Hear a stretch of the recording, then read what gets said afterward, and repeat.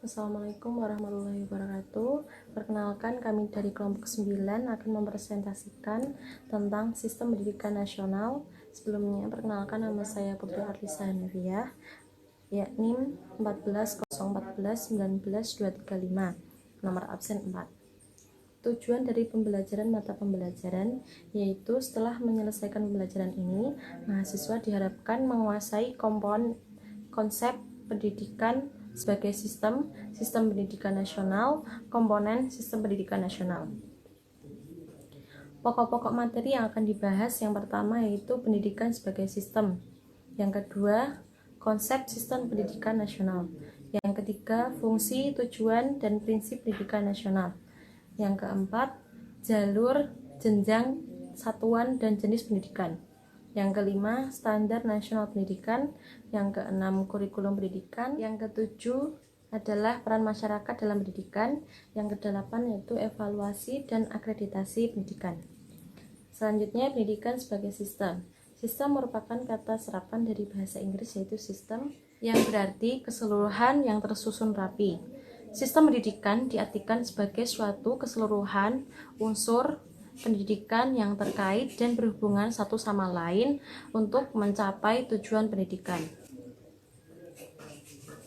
Komponen sistem pendidikan nasional adalah komponen pendidikan yang saling terkait secara terpadu untuk mencapai tujuan pendidikan nasional. Peserta didik aktif untuk mengembangkan potensi dirinya, percaya diri, cerdas, akhlak mulia, serta keterampilan untuk dirinya sendiri, masyarakat, bangsa, dan negara. Selanjutnya, prinsip pendidikan nasional. Yang pertama yaitu pendidikan diselenggarakan secara demokratis dan adil. Yang kedua, pendidikan diselenggarakan sebagai satu kesatuan yang sistematik dengan sistem terbuka dan multimakna. Yang ketiga, pendidikan diselenggarakan sebagai suatu proses pembudidayaan dan pemberdayaan peserta didik yang berlangsung sepanjang hidup. Yang keempat, pendidikan diselenggarakan sebagai teladan atau membangun kemauan pengembangan kreatif peserta didik. Selanjutnya, pendidikan diselenggarakan sebagai pengembangan budaya membaca, menulis, dan menghitung bagi seluruh warga masyarakat. Yang terakhir yaitu pendidikan untuk membudayakan suatu komponen masyarakat melalui peran serta masyarakat untuk menjadikan mutu layanan pendidikan.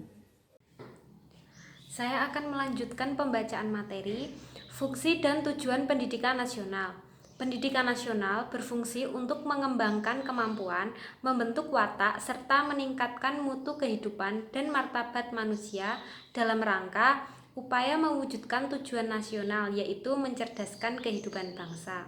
Sedangkan tujuan pendidikan nasional memiliki tujuan yaitu untuk mengembangkan kemampuan dan membentuk watak serta peradaban bangsa yang bermartabat dalam rangka mencerdaskan kehidupan bangsa agar berkembangnya potensi peserta didik agar menjadi manusia yang beriman dan bertakwa, berakhlak mulia, berilmu, kreatif, mandiri, dan menjadi warga negara yang demokratis serta bertanggung jawab.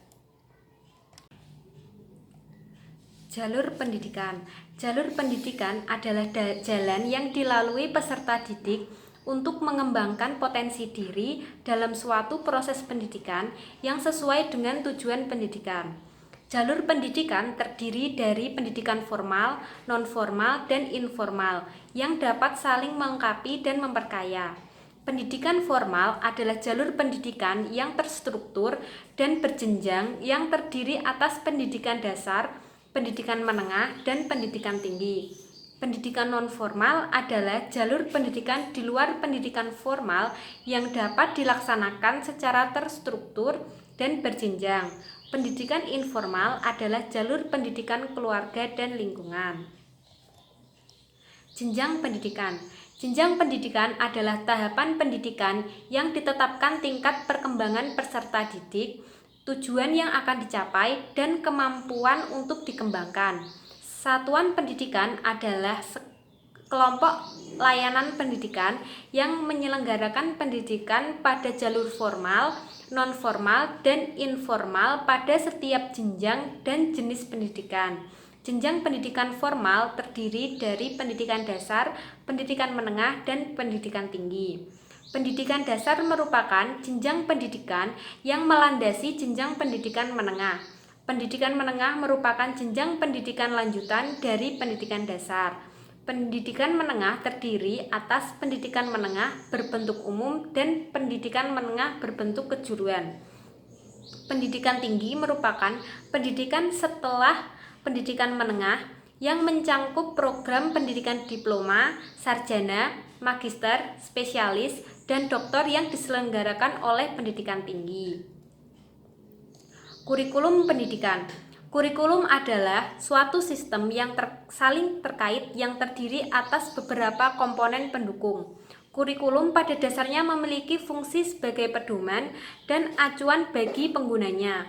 Artinya, kurikulum bagi seorang pendidik berfungsi sebagai pedoman dalam mengajar dan melaksanakan kegiatan pembelajaran. Bagi orang tua, kurikulum memiliki fungsi sebagai pedoman dalam membimbing anaknya belajar di rumah. Bagi sekolah, kurikulum memiliki fungsi sebagai pedoman dalam melaksanakan supervisi atau pengawasan. Bagi siswa, kurikulum berfungsi sebagai suatu pedoman belajar. Sedangkan bagi masyarakat, kurikulum memiliki fungsi sebagai pedoman untuk memberikan bantuan bagi terwujudnya proses pembelajaran di sekolah. Sedangkan berkaitan dengan fungsi kurikulum bagi siswa sebagai subjek didik, terdapat beberapa fungsi kurikulum. Di antaranya adalah pertama, fungsi penyesuaian atau the adjunctive function. Kedua, fungsi integrasi atau the integrating function, yaitu sebagai alat pendidikan kurikulum harus dapat menghasilkan pribadi-pribadi peserta didik yang utuh. Yang ketiga, fungsi pemilihan, the selective function, yaitu sebagai alat pendidikan kurikulum harus dapat memberikan kesempatan kepada peserta didik untuk dapat memilih jurusan. Yang keempat, fungsi persiapan, the propaedeutic function, yaitu sebagai alat pendidikan kurikulum harus dapat mempersiapkan peserta didik untuk mampu melanjutkan studi ke jenjang pendidikan berikutnya. Baik, saya akan melanjutkan materi yang telah disampaikan oleh Putri Alisa dan Pramesti. Sebelumnya, perkenalkan nama saya Puji Mulyani, NIM 14014192253. Pertama, saya akan menyampaikan materi mengenai peran masyarakat dalam pendidikan. 1. Masyarakat berperan serta dalam mendirikan dan membiayai sekolah. Kedua, masyarakat berperan dalam mengawasi pendidikan agar sekolah tetap membantu dan mendukung cita-cita dan kebutuhan masyarakat.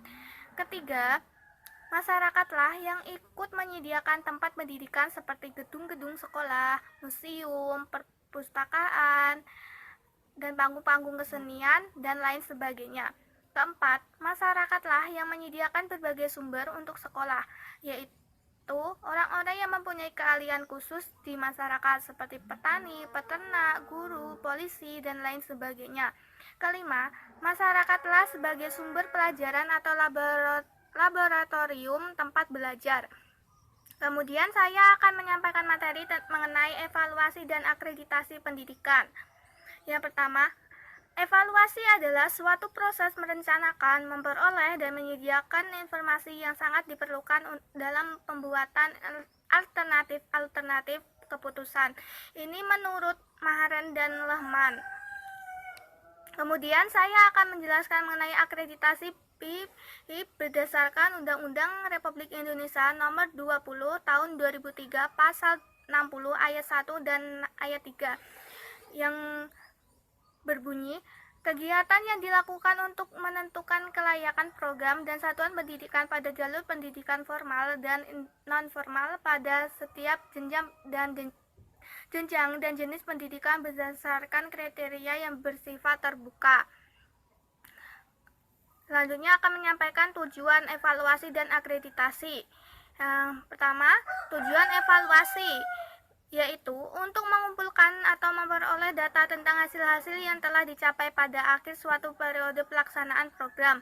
Kedua, untuk mengetahui kesulitan atau hambatan yang dialami dalam pelaksanaan program. Ketiga, untuk memperoleh dasar bagi pembuatan atau pengambilan keputusan dalam penyusunan langkah-langkah atau kebijakan yang akan ditempuh dalam periode berikutnya. Keempat, untuk menghindari gangguan atau hambatan serta menjamin efektivitas dan efisiensi kerja pada periode berikutnya. Kedua, ada tujuan akreditasi. Yang pertama, memberikan informasi tentang kelayakan sekolah atau madrasah atau program yang lainnya yang dilaksanakan berdasarkan kurikulum. Kedua, memberikan pengakuan peringkat kelayakan. Ketiga, memberikan rekomendasi tentang penjaminan mutu pendidikan kepada program atau satuan pendidikan yang diakreditasi dan kepada pihak yang terkait. Kemudian saya akan menyampaikan bahan diskusi yang kemudian teman-teman bisa mendiskusikannya bersama-sama. Soal yang pertama, dalam mengikuti perkembangan zaman pada dunia pendidikan dituntut untuk siap menghadapi perubahan yang terjadi. Untuk itu, setiap beberapa tahun kurikulum berubah. Pertanyaannya, apa yang akan terjadi apabila kurikulumnya tidak sesuai dengan kondisi dan kemampuan peserta didiknya dan bagaimana tindakan untuk menangani masalah tersebut? Pertanyaan kedua, standar nasional pendidikan salah satunya terdiri dari kriteria kelulusan. Standar dari kelulusan itu sendiri ditentukan dengan nilai ujian yang bagus, tapi pemerintah sekarang menyatakan tidak akan ada ujian. Pertanyaannya, apakah tindakan pemerintah itu tepat atau tidak, dan tolong berikan alasannya. Sekian video presentasi dari kelompok 9. Terima kasih atas perhatiannya teman-teman, dan khususnya Bu Sus. Apabila ada kesalahan saat kami mempresentasikan, kami mohon maaf. Wassalamualaikum warahmatullahi wabarakatuh.